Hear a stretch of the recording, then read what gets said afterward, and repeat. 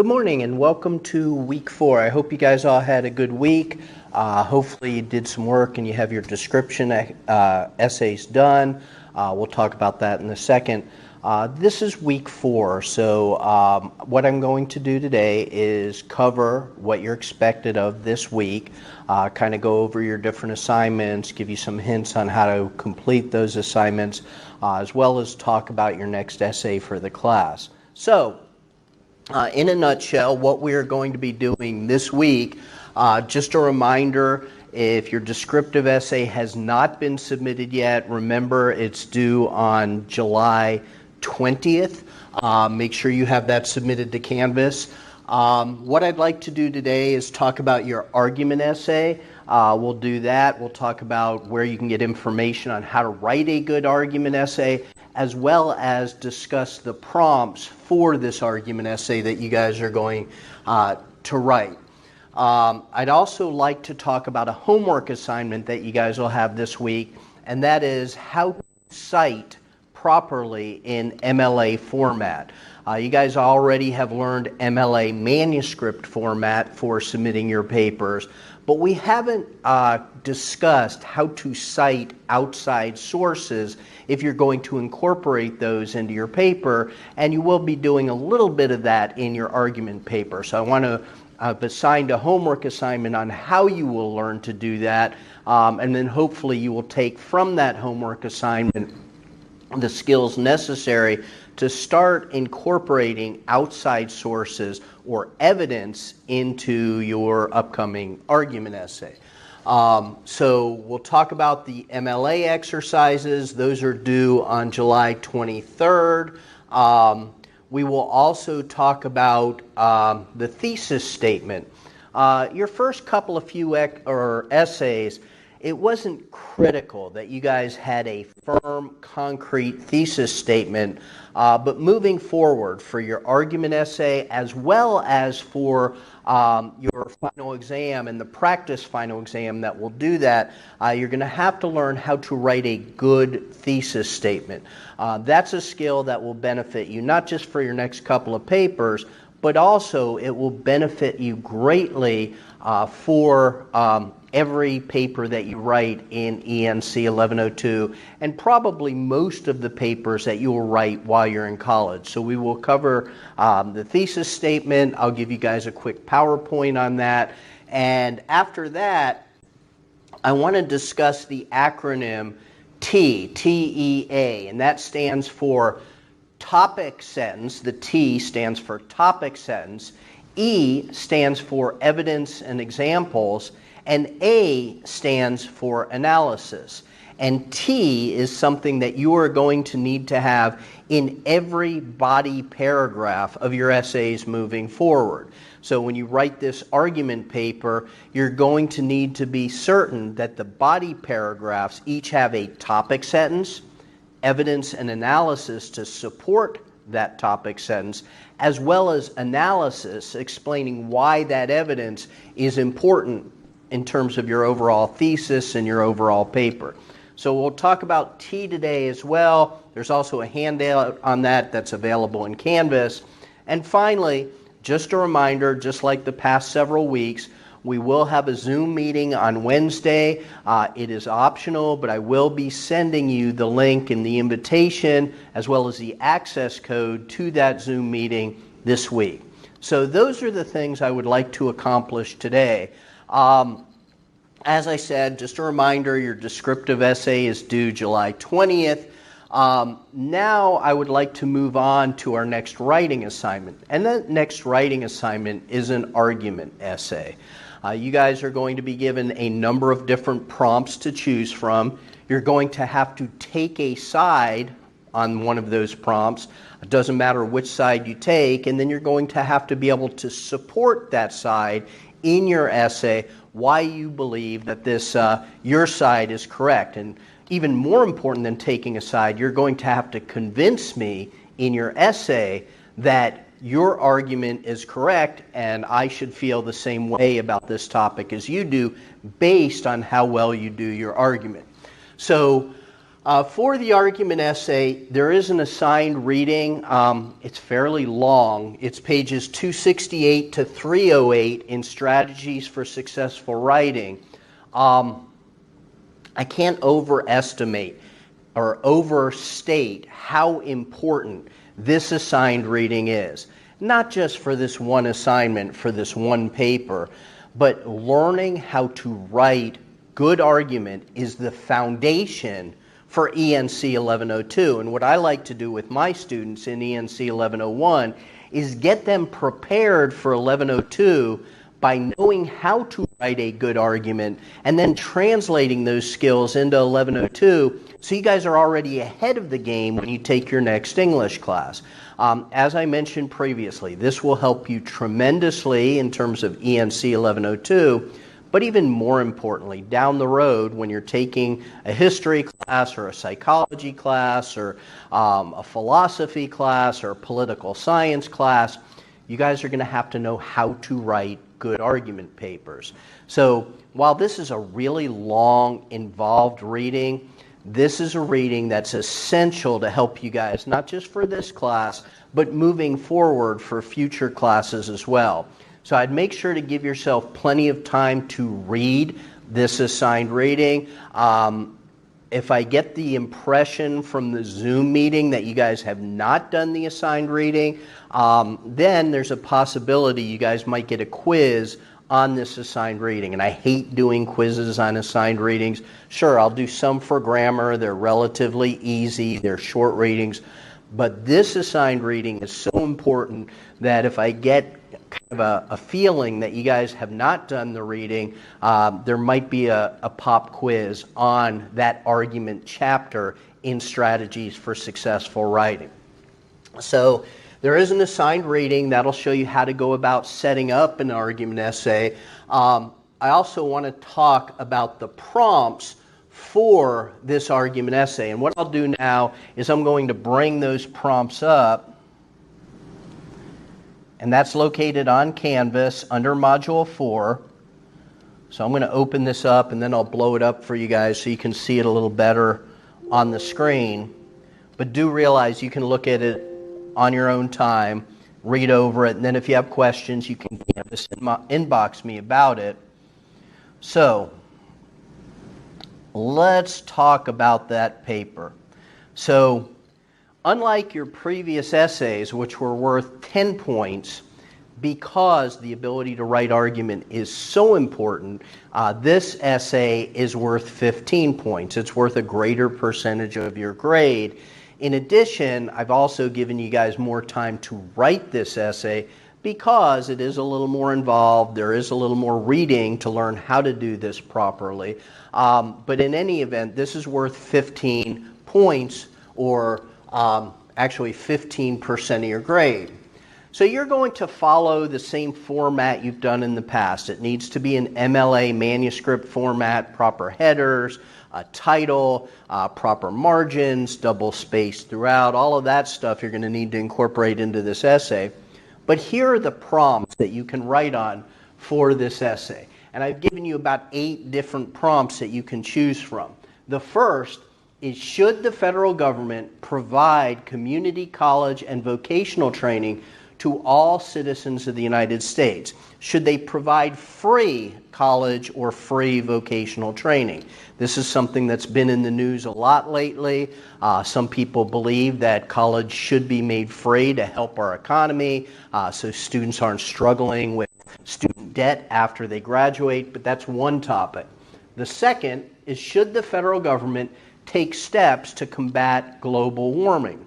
If you've read in the news about global warming, one side of the issue, people say that this is a serious threat and that it's man-made. Other people say this is a naturally occurring cycle. It's not something that man is contributing to. But in any event, you'll take a side if you choose this prompt and argue whether or not the federal government should take steps to decrease global warming. The third prompt is, should the federal government provide universal health care? That's another debate that's in the news on a regular basis. Unfortunately, people in this country do get sick. You might have known somebody. But there are also people in this country who are not insured, who cannot afford their own insurance, either through their employer, and many people in this country go bankrupt. Some people argue that the government should provide universal health care like most countries in the civilized world. On the other hand, there are people who say this will be very expensive, that the care will be subpar, so both of these sides could be addressed, but you need to take one side of this issue and support it. The fourth prompt is, should the government institute stricter gun control? I don't need to go into a lot of detail here. Some people think that student shootings are on the rise, that there's a risk because there's so many guns around. Other people believe in their Second Amendment rights to carry and protect their homes and protect their livelihoods. This is another prompt that you can write about, take one side or the other, and then support that argument. The next prompt that's available is, should government assistance, things like welfare, food stamps, SNAP, other items like that, do they need to be reformed? Is there too much fraud? Is there too much abuse? Or are these programs overall pretty good in providing a safety net for people who are less fortunate than ourselves? The next prompt is, should the United States reform our immigration policies? You could talk about, should we build a bigger, stronger wall?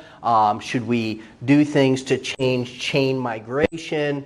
The Dreamers Act or DACA, that needs to be addressed. Or should we decrease legal immigration so that we can provide more jobs for people in this country? You can pick any of those subtopics within immigration and write an argument paper about that. The seventh topic is, should student loan debt be forgiven? Some presidential candidates have gone out and said that student loan debt is very, very serious. It's very significant in this country. And for that reason, the government should pay the existing student loan debt as a way to keep students in the economy. Today, a lot of students graduate with so much debt and with so little job opportunity that they will never have the opportunity to buy a home or to have good credit or to open up their own business or to even have children because they have so much debt from their education. So the argument as to whether the government should forgive student loan debt is certainly one that's open for an argument essay. And finally, should the government increase the regulation of social media? That's something that's also in the headlines today.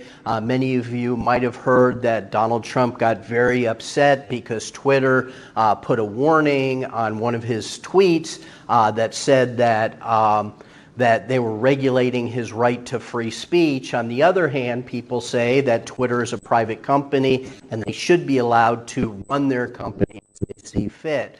But there are other issues involved with social media, whether it's bullying online or people putting out fake news online. All of these things are potential reasons why or why not the federal government should regulate social media.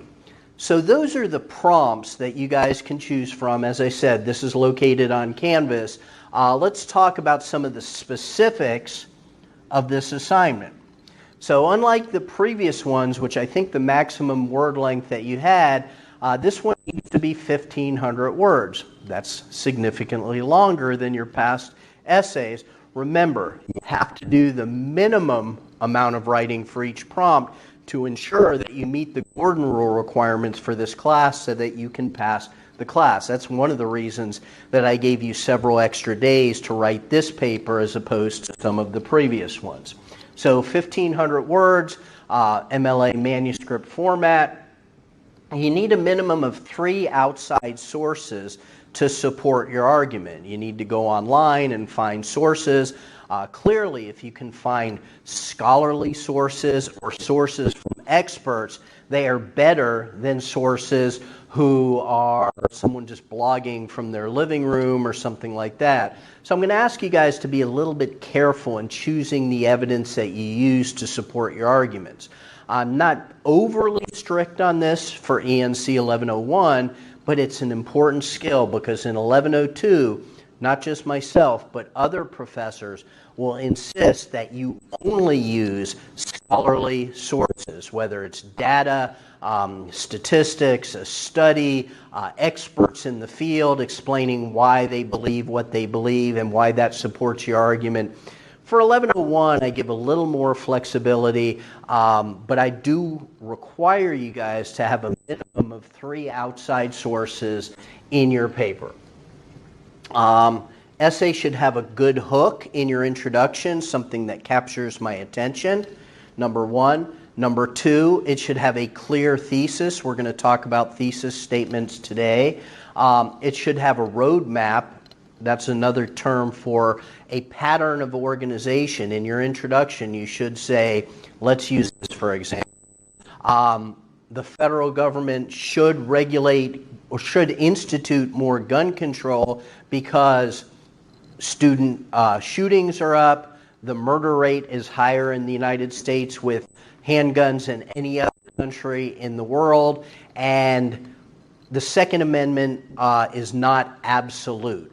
That tells the reader that you are going to cover those 3 arguments in your essay, and then your essay will address those 3 arguments. That's the roadmap.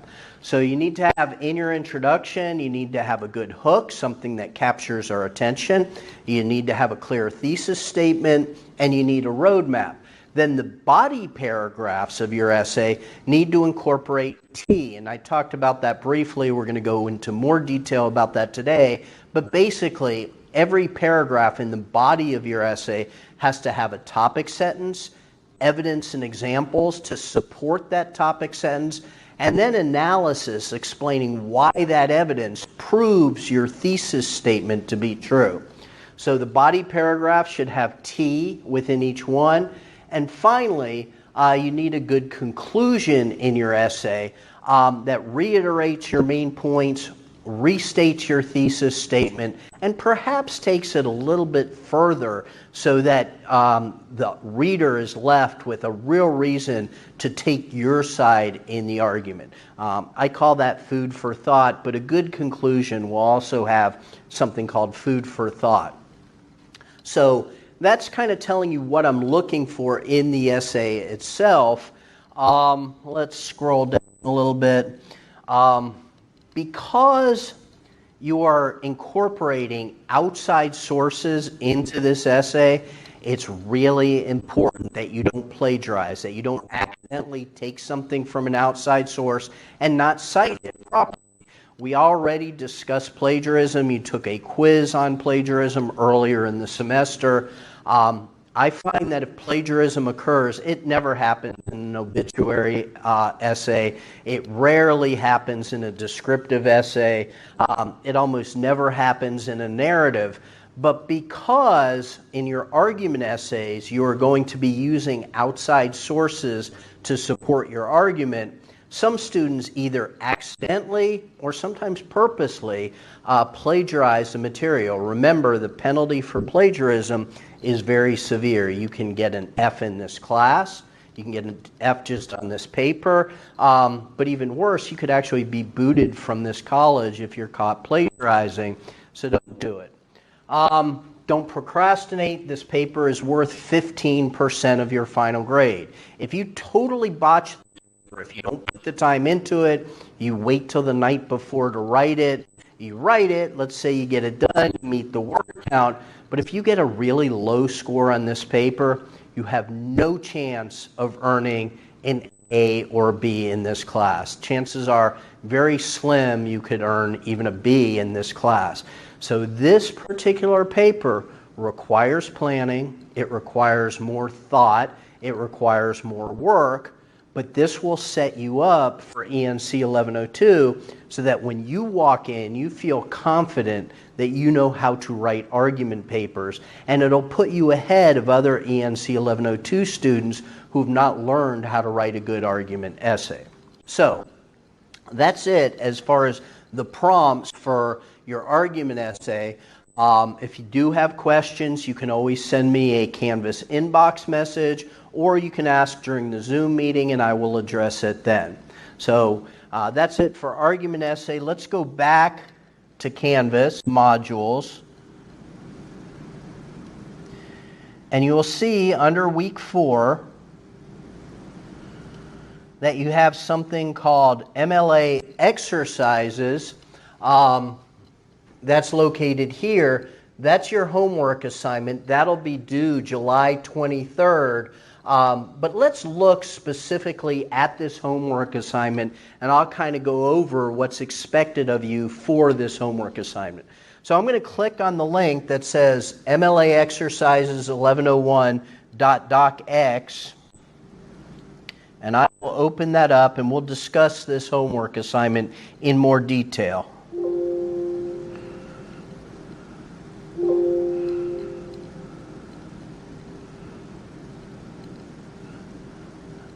Okay, so basically I told you that we have to learn how to cite things properly when we're taking outside sources and incorporating those outside sources to support our arguments within our essay. So what essentially this exercise is I've given you, I don't remember if it's 8 or 10, we'll see in a minute, but I've given you about 8 or 10 Mla citations, which are jumbled. They're in the wrong order, they're not following the correct format. It's going to be your responsibility to take those citations and fix them according to proper Mla format. That information can be found in your Easy Writer, and this is what your Easy Writer textbook looks like. And if you look at the margin here, you'll see that there's a section that's orange, okay? That orange section tells you all about proper Mla format for citing outside sources. Before you cite the source, you're going to use something called an in-text citation, and there's information on the in-text citations found on page 130 and 131, going a little bit into 132. That's important, but this exercise deals specifically with how to cite properly for your works cited page. Some of you have done a works cited page, or you might have had a sources page, or something called bibliography. In Mla, the format we're using, it's called a works cited page. And beginning on page 136 is the information that you need on how to write or how to do a proper Mla works cited page. Now, a lot of students, when they see all of these pages in orange that they have to learn to properly cite things, they start to freak out. What I want to emphasize right now with the Mla works cited page is that you don't have to memorize any of this material. I've been doing this for a really long time. I don't memorize all of that material. The key here is to be able to go to your book, whatever your reference book is. In this case, we're using Easy Writer, but to be able to go to your book, find the proper way to cite a magazine or a website or a journal article or a newspaper. So you don't have to remember how to do that, but you do have to learn how to find the information to learn how to properly cite something, because the formats are a little different between a newspaper, a magazine, a book, a journal article, and then if you're getting your sources from online, they're even different for digital formats as well. You don't have to memorize all of that material. It's not important. I don't know about you, I only have so many brain cells left up here. I don't clog those brain cells up with memorizing that information because it's all available in your textbook. Now, the best analogy that I can give to you as far as why we don't want to bother memorizing this information is a cooking analogy. If I were to ask the class, how many of you could go into your kitchen right now and cook a chicken piccata? All right? If I said, go into your kitchen right now and cook chicken piccata. Maybe a couple of you guys would know how to do that just off the top of your head. You've memorized a recipe or something like that. But most of you, if your assignment was to make chicken piccata, you would either go online or take down, a cookbook off the shelf, and you'd look up chicken piccata, and you'd see that you have to do this, and you have to add this much of that, and you have to cook it for this long, and you have to add these spices. We don't memorize that. Most of us don't. The same is true with MLA citations. You don't have to memorize how to cite a book. You don't have to memorize how to cite a magazine or a journal article or a website, but you do need to learn how to find that information so you can cite it properly. So, several suggestions here. Be certain that you use the right format for the source. If you're citing a book, use the format in your textbook for how to cite a book. If you're citing a magazine or a newspaper, look in your book and figure out how to cite a magazine or a newspaper. If you're using a website, go into your book and figure out how to cite a website. Also, be aware that there are different formats for print versus online articles. There might be an article in the New York Times newspaper, all right, that you want to quote. Well, if you have a hard copy of the newspaper, you would cite it differently than if you pulled the newspaper up digitally online.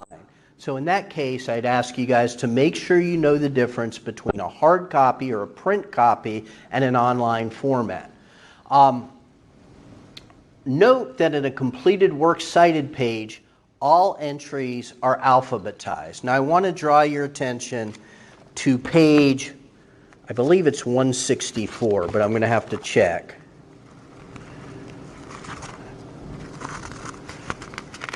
No, it's actually page 173, and I'm going to bring that up. Hopefully you guys can see this. This is our cited page found on page 173. Now, I don't expect you to read this right now, but I do want to draw your attention to this page because this page will be critical for you to make sure that when you do your homework and put these entries into proper MLA format, that it follows the correct format for a works cited page. So you can follow along if you have your book to page 173, but you'll notice that at the top it says works cited, and that's centered.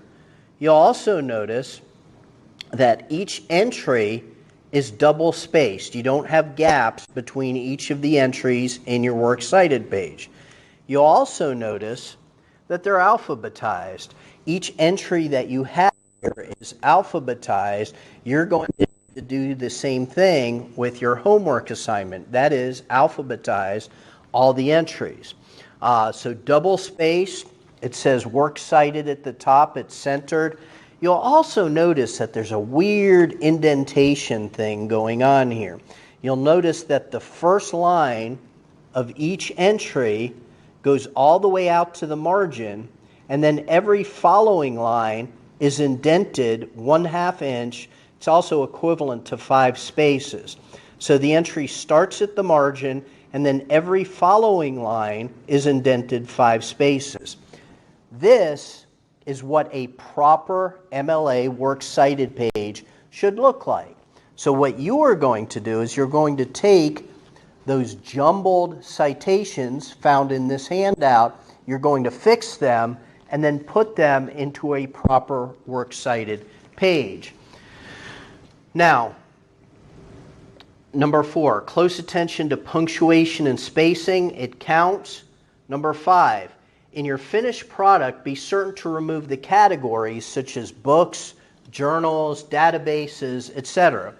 When I put this together, I tried to make it as easy for students as possible. And what I've done is I have a category called books, all right? And then there are 2 books, they're jumbled, you'll have to fix them. And then there's a category for newspapers or periodicals, and then one for journals and things like that. So the categories are here to help you figure out what they are, because you might not know if it's a journal or if it's a magazine, there's a difference. So I put those categories there as an aid, but when you put together your works cited page like this, you'll notice that there are no categories. There's not a category for books, and then another one for newspapers, and then another one for magazines, and one for journals, and one for databases. So it's your responsibility when you put this assignment together and you have that works cited page, you don't have those categories that you'll see on the assignment. You have to pull them out and make it look like the example on page 174. Be certain to use that hanging indent. That's where I told you the first line goes out to the margin, and then every following line is indented 5 spaces. And this is due July 23rd. So I'm going to scroll up, and here are some examples. We'll go over those, and I'll help you with the first one. So the first one, the first entry, it starts out New York, Hill, Gregory H. Noble's American Frontiers, Cultural Encounters, and Continental Conquest, 1997. That is an MLA citation, but it's wrong. All right? So you need to fix that citation. So the way to do that is you would go to your Easy Writer and you would look at how to properly cite a print book. I told you guys that it's a book. It's listed under books. And if you turn to page 137, you'll notice that there's how to cite print books. And if you look at, I believe it's example number 6, basic format for a book. Let's do that. Let's turn to the page that it says. That's page 141. You'll see that it says the basic format for a print book. And it shows you that you should have the author's name, last name first, then first name. Then you have the title of the book. It'll be in italics. Then you'll have the publisher. In this case, for the first one, it's Hill, so the publisher is Hill. And then you'll have the year of publication. Those things need to be addressed so that it looks like the example found at the bottom of page 141. So I'm going to have you guys do that for each of these entries. If it's a book, use the book format. If it's a popular periodical, a magazine, and a newspaper, you'll follow that format. If it's a journal print article, you'll follow that example as well. And you'll fix these so that they're correct. And then you're going to put them into a proper works cited page that looks like the works cited page on page 174. Now, I told you I'd tell you how many there are. There's 1, 2, 3, 4, 5, 6, 7, 8. You have 8 entries that you have to put in the correct MLA format for a works cited page. So you're going to have to make sure that they're all correct. There's a maximum of 5 points for this homework assignment. The closer you get to getting them perfectly correct, the closer the opportunity you have for earning all 5 points. Now, I don't write this on the assignment sheet, but some of you in the past might have used something called a citation generator, where you can put the information in online and it'll put it in the right order for you. For ENC 1101, I have no problem with you guys using a citation generator. All right? So you have to remember a few things with citation generators. Let me give you an example. EasyBib.com is a citation generator. Mla Citations.org is a citation generator. There's a whole bunch of them out there. Just Google citation generator and you'll find a whole bunch. But there's some things to remember. Number one, remember that they're good, but they're not perfect.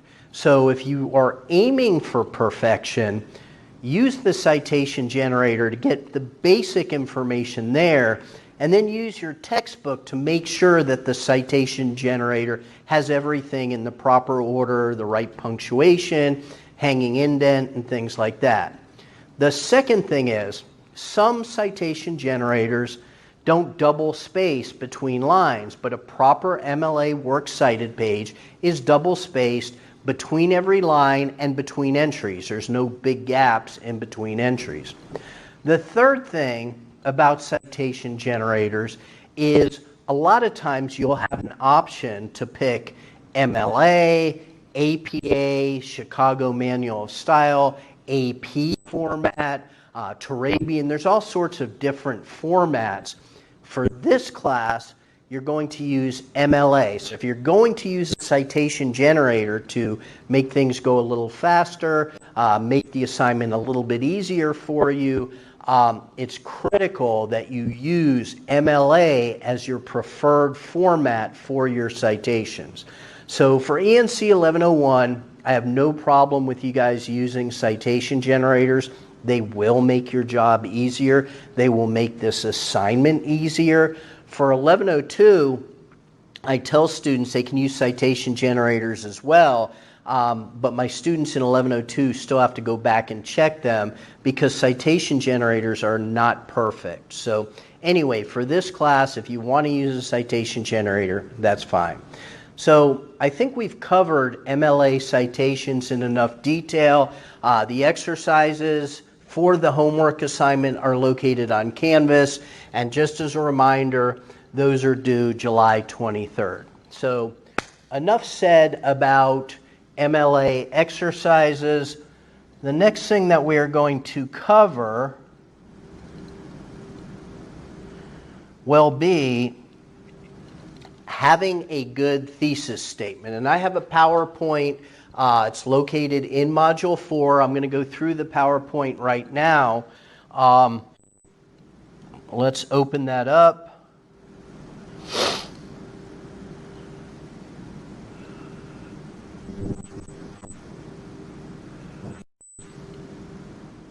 And we'll discuss what makes a good PowerPoint. Or I'm sorry, a good thesis statement within the PowerPoint. All right, so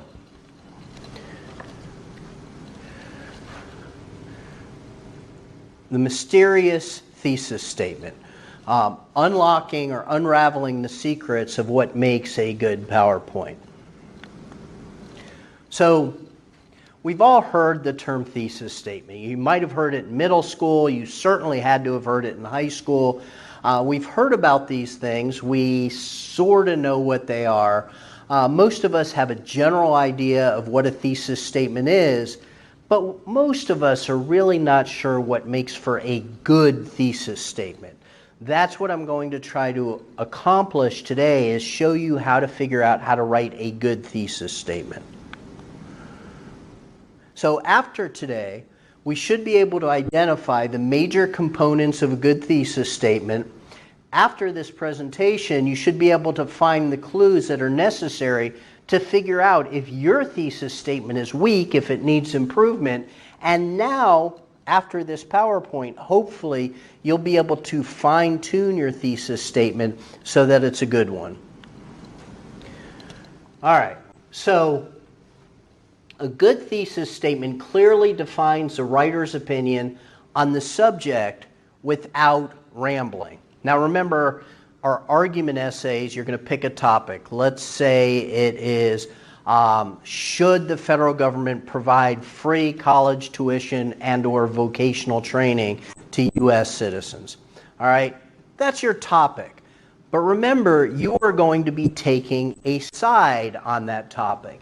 And what you need to do in your thesis statement is clearly state what your opinion is on that side. It could be something as simple as the federal government should provide free community college education to all citizens of the United States. What did I just do? I clearly stated my opinion about the topic of free college tuition. That's what a good thesis statement will do. So here's an example of a poor thesis statement, all right? Many people have differing opinions on gun control, and I agree with some of them, but primarily I think that current gun laws are okay. Notice, the writer's opinion comes across as uncertain, and the sentence is kind of stringy. It goes on and on.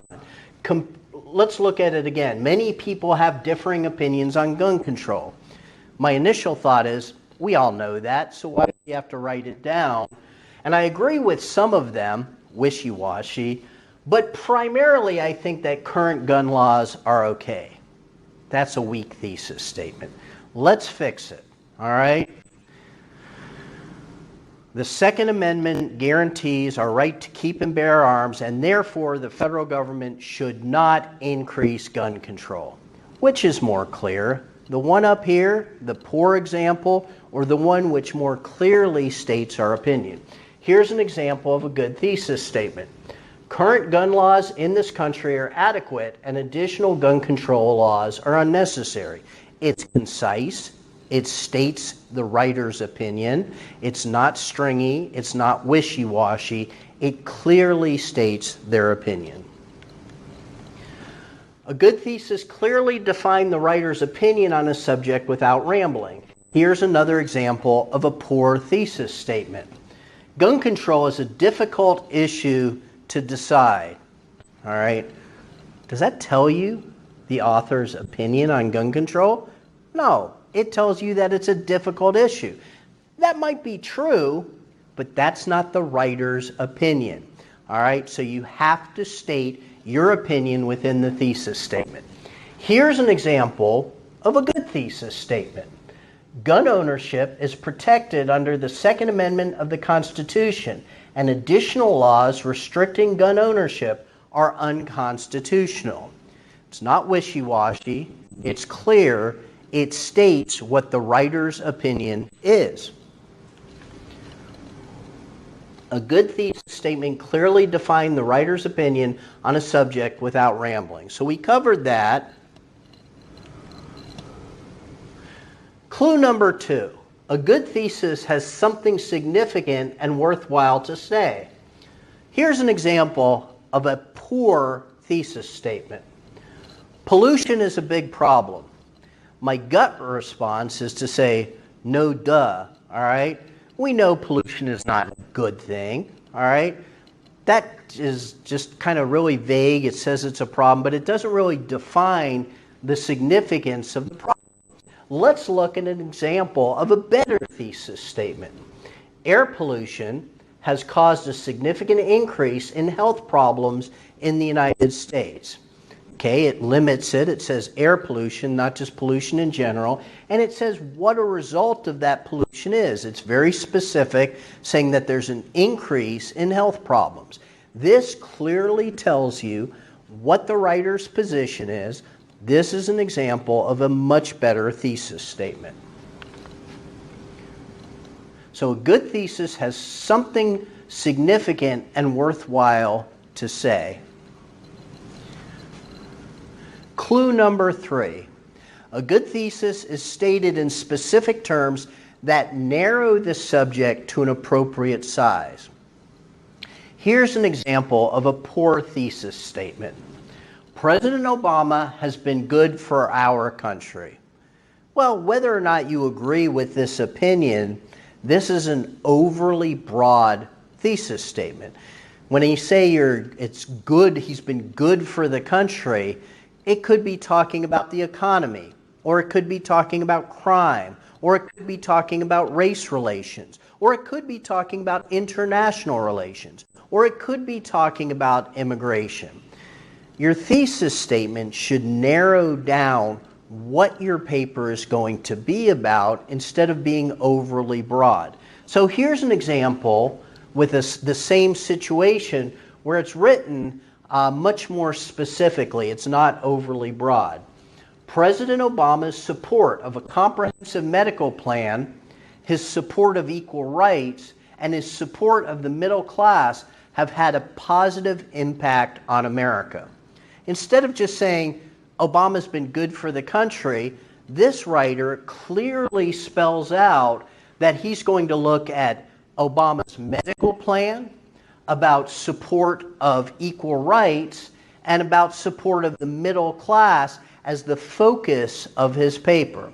So it's not overly broad. It limits what the writer is going to present in his paper.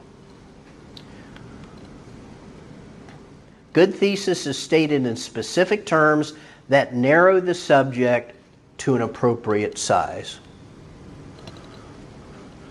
Here are some other things that you should look at when you're analyzing other people's thesis statements as well as your own. A thesis statement should never be a question. For argument papers, I'm going to take it a step further. I don't want to see one question in any of your papers, all right? But certainly the thesis statement should not be a question. You are stating your opinion. When you concretely state your opinion, you're not asking someone whether or not they agree with you. You are making a statement. I said I'm going to take it a step further, and this is an aside from the PowerPoint. For argument papers, I don't want there to be any questions, all right? Some of us use questions as a crutch because we're not sure what to write, or we don't want to go out on a limb and make a firm statement. I'll give you an example of this. Which to you is more effective? Let's think about this for a second. Because of all the evidence, shouldn't gun control be increased in the U.S.? Notice that's a question. Shouldn't gun control be increased in the U.S.? Compare that one with this. Due to an overwhelming amount of evidence, gun control should be increased within the United States. A sentence is weak writing, especially in an argument paper if it's a question. All right? The sentence should be a concrete statement. But this is especially true. Let's get back to the thesis statement. No questions in your thesis statement. Next, a thesis statement is usually found in the introductory paragraph. For ENC 1101, I require you to put your thesis statement in the introductory paragraph. In most cases, I even require it in ENC 1102. Once you guys become more developed writers down the road, if you're taking an advanced writing class, if you want to put the thesis statement somewhere else in the essay, I don't have an issue with that as long as you do it properly.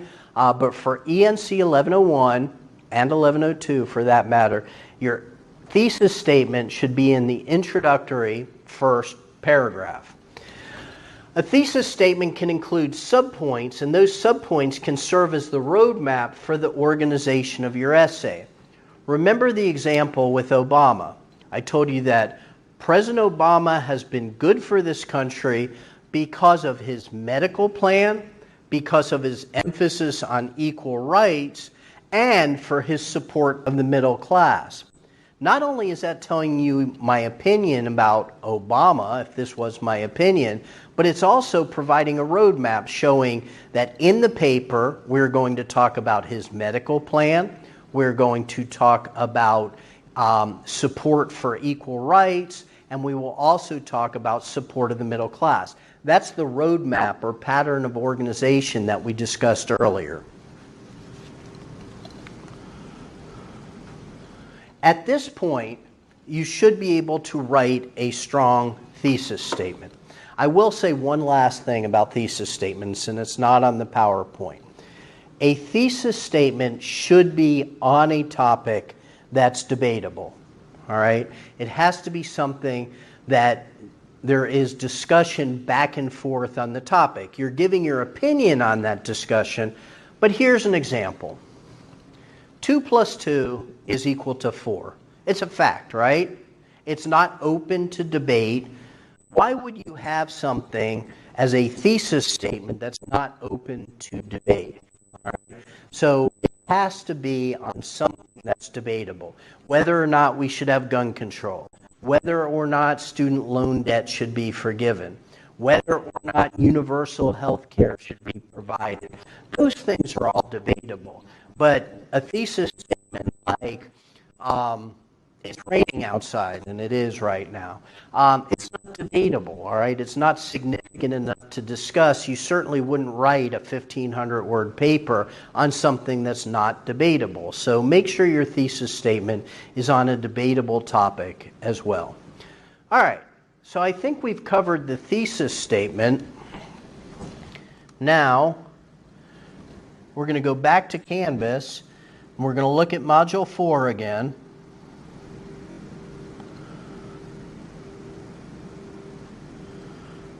And when we scroll down to Module 4,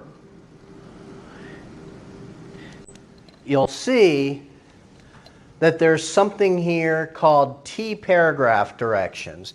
And I know I briefly mentioned T earlier. It's an acronym. The T, the letter T in T, stands for topic sentence. The E stands for evidence and examples.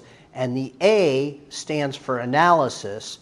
Moving forward, for your argument paper, for every paper you're going to write in ENC 1101 after your argument paper, all of your papers in ENC 1102, most of your papers that you're going to write for other classes, you're going to need to learn to incorporate T into your body paragraphs.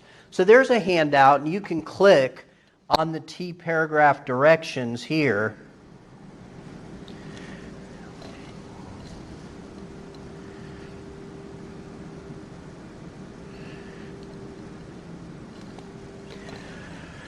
This kind of summarizes what you need to do as far as T in your argument essays. But instead of me reading this to you, I'm going to close down the projector, and I'm going to give you an example of T in action for a body paragraph, let's say for an argument essay. So we know that T stands for topic sentence. Every body paragraph needs a topic sentence to explain what that paragraph is going to be. It is normally a declarative sentence. You're making a statement. So, let me think of a topic sentence for one of your argument essay topics. All right, I am going to write a argument essay on student loan debt should be forgiven. And I am going to write one of the paragraphs on student debt being a significant issue. All right, so that's going to be my first body paragraph. So how do I incorporate T into that first body paragraph? I start out that body paragraph with a topic sentence. And that would be something like this. Student debt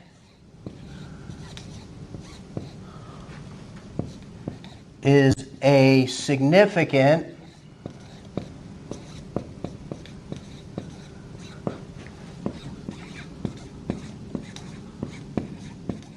problem. Look at it. Student debt is a significant problem. It's not fancy. There's not a lot of details thrown in there. But that tells the reader that your first body paragraph is going to talk about the significance of student debt. That's what a good topic sentence does. It tells the reader what that paragraph will be about. The other nice thing that it does from a writer's perspective is it helps limit us in terms of what's going to be in that paragraph. If we start getting sidetracked and then we start talking about things that are not related to the significance of the problem, like we start talking about FAFSAs and how we apply for student aid and how sometimes we have to incorporate our parents' information in order to be able to get a student loan, things like that. And we're going off topic because we've limited ourselves in this paragraph to just talking about the significance of the student debt problem. So a good topic sentence tells the reader what the paragraph is going to be about. That T for topic sentence should be in every body paragraph. Now remember, we also need evidence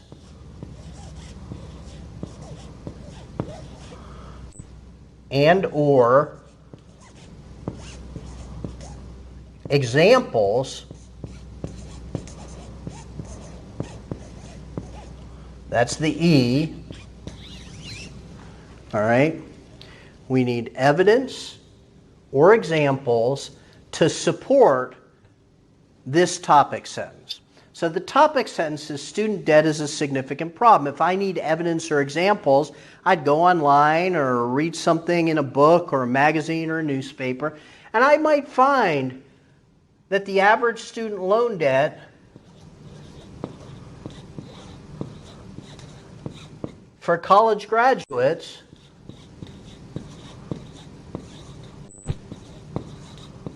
is $35,000. I don't know if that's accurate or not. I'm just using it as an example. Obviously, you want to put in factual information to support your argument, but for argument's sake, this is evidence that supports that student debt is a significant problem. All right? So in the body paragraph, we have the topic sentence. We provide evidence or an example to support that topic sentence. A good body paragraph should have a minimum of 2 pieces of evidence or 2 examples to support it, because 1 is not enough. Down the road, you might be incorporating 3 or 4 pieces of evidence or examples to support it. But for ENC 1101, you should have a minimum of 2 pieces of evidence or 2 examples to support your topic sentence. So we have one. Loan debt for college grads is about $35,000. And we might find some great evidence that says many students default on their loans.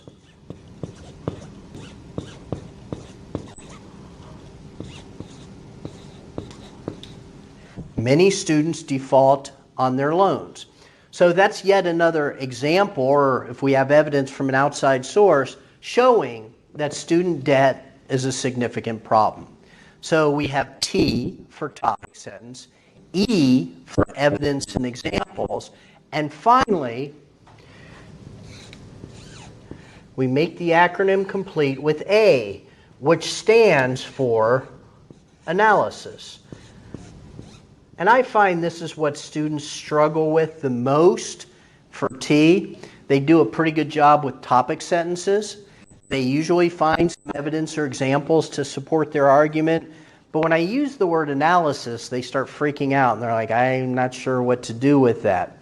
Essentially, what analysis does is, in your own words, your analysis will explain why your examples support your topic sentence. All right? Pretty simple. Your analysis should explain that since loan debt for college grads is $35,000, the average student loan debt, and that many students default on their loans, those are both facts, okay? Those are examples. Now your analysis explains why these prove that student debt is a significant problem. So it's simply a matter of coming up with your topic sentence, all right, supporting that topic sentence with evidence and examples, and then explaining why that evidence, why those examples prove your topic sentence to be true. From here on out, moving forward, argument essay, final exam, ENC 1102, history papers, psychology papers, all of your papers moving forwards, I want you guys to remember T, all right? Every body paragraph should have a good topic sentence, evidence and examples which support that topic sentence, and finally, you should have analysis explaining why the evidence supports your topic sentence. If you've done that, if you've utilized T effectively, then you are putting together a good paper, and you should do that for every body paragraph. All right, enough said about T. As I mentioned, that's available. The handout is available on Canvas under Module 4. You can read it. It's a little more detailed than my explanation here, but that'll help you if you're not quite sure about how to do this. Finally, I want to remind you guys that there will be a Zoom meeting this week on Wednesday, 10 o'clock to 11 o'clock. I will send you guys an invite and an access code. And if you have questions about how to do the Mla exercises, or if you have questions about your argument paper, or you're not sure about how to do T for your argument paper, the Zoom meeting will give you guys an opportunity to ask those questions.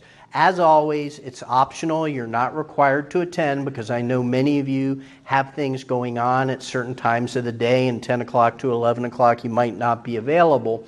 But if you can attend the Zoom meeting, very clearly it will be easy for you to just send me a Canvas inbox message. If you don't understand how to do something in your Mla exercises or with your argument paper, ask me the questions. I will answer them. And in that case, hopefully you'll get the answers you need, either through the Zoom meeting or through Canvas inbox. I hope you guys have a good week. Get writing. You don't want to delay this argument paper. And also you should read the assigned reading on argument, because there is a possibility of a pop quiz on that argument reading, because I feel that that is so essential to all of your future writing, not just for 1101, but for 1102 as well as other classes down the road. So you guys have a great week. Inbox me if you have any questions, and I'll see you all next time.